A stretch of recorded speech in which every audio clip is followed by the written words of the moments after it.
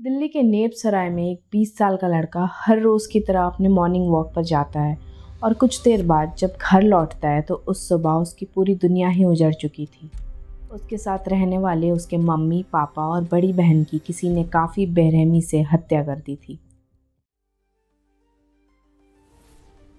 Delhi police has said that the son of the deceased couple was behind the murder that rocked Neb Sarai area of national capital. They said the man identified as Arjun. Hello everyone, welcome to my channel, The Grey Side. और आज हम जिस case के बारे में बात करने वाले हैं उस केस का नाम है the nap Sarai family murder.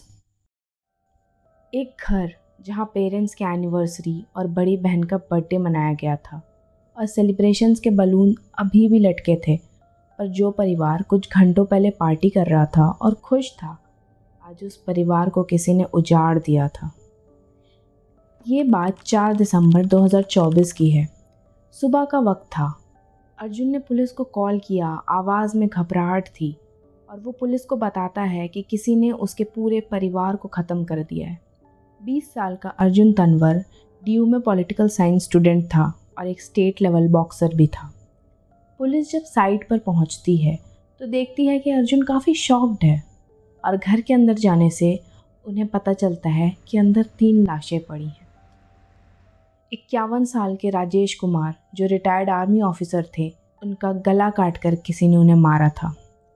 46 साल की मां कोमल बेड पर खून से लथपथ पड़ी थी और बहन कविता जो कि सिर्फ 23 साल की थी, बाथरूम के पास बेजान पड़ी थी। इन्वेस्टिगेशन के इनिशियल घंटों में पुलिस को यही लग रहा था कि शायद किसी चोरी या पुरानी दुश्मनी की वजह से किया गया क्राइम है और घर से बाहर होने की वजह से शायद अर्जुन लकी निकला।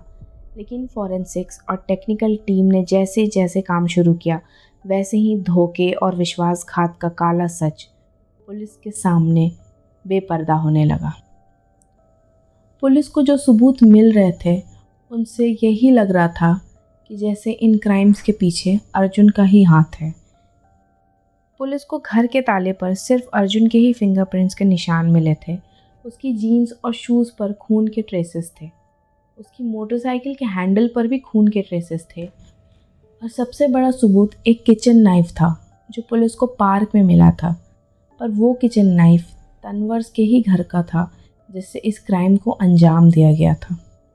इतने सारे एविडेंसेस मिलने के बाद अब पुलिस का पूरा शक अर्जुन पर ही था। अब पुलिस उसे क्वेश्चनिंग के लिए ले जाती है।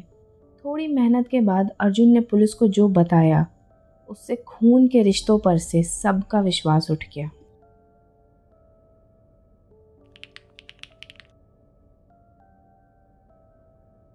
अर्जुन को कुछ दिनों पहले ही पता चला था कि घर की पूरी प्रॉपर्टी सिर्फ उसकी बहन कविता के नाम होने वाली है।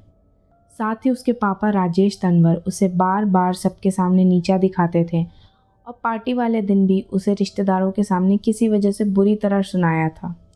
माँ कोमल भी हमेशा कविता को ही प्रायोरिटी देती थी, जिससे अर्जुन को लगता था कि उसके इमोशंस और मेहनत की किसी को कोई कदर ही नहीं है।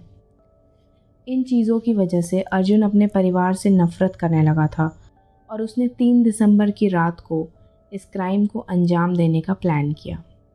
खून करने के लिए उसने घर के किचन से ही सबसे बड़ी नाइफ़ अपने पास रख ली और 4 दिसंबर की सुबह 3:30 से 4:30 के बीच जब सब सो रहे थे, तभी अर्जुन ने अपना खूनी खेल शुरू किया और अपने सबसे पहले वार से भाई बहन के खूबसूरत रिश्ते की हत्या कर दी। उसने कविता के गले पर 2 बार चाकू से वार किया, जिससे बचने के लिए शायद कविता ने भागने की कोशिश की होगी, पर बाथरूम के पास गिरकर ही उसकी मौत हो गई। इसके बाद अर्जुन अपने पेरेंट्स के रूम में जाता है जहां राजेश और कोमल सो रहे थे। उसमें से पहले वो अपने पापा के गले को काटता है, जिससे उनकी तुरंत ही मौत हो जाती है और फिर आखिर में अपनी माँ की जान उसी तरीके से लेता है जैसे अपने पापा और बहन को मारा। चार्जशीट के मुताबिक माँ ने आंखें खोली थी, शोर मचाया और अपने हाथों से रेजिस्ट भी किया था, जिसके निशान अर्जुन की बॉडी पे मिले, पर उस राक्षस बेटे को अपने माँ बाप पर थोड़ी सी भी दया नहीं आई।